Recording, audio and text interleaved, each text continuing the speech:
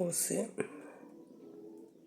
ডাল আর আছে মূলা শাক সিদ্ধ করেছিল আর থাকে এখানে আলু ভর্তা ঝাল ঝাল। আগে ছিল বলে ডালটা গরিবের খানা,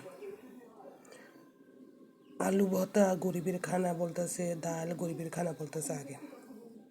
এখন তো যারা আমি দেখতেছি যে জিনিসগুলোর দাম বেড়ে গেছে, ঢালেও অনেক দাম বেড়ে গেছে, আলুও দাম বেড়ে গেছে, শাকগুলোর দাম বেড়ে গেছে।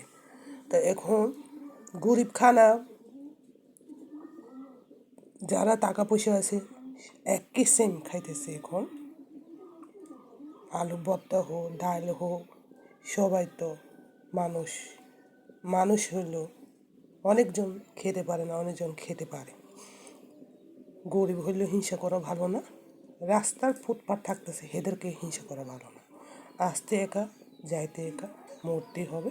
সবাই দান করবা, প্রার্থনা করবে যা যা ধর্মটা, এর থেকে আর কিছু না। ভালো লাগলে লাইক দিবি, ভালো লাগলে শেয়ার করবে। সবাইকে দুপুরবেলা নমস্কার। এই শাকগুলো কিন্তু অনেক লম্বা,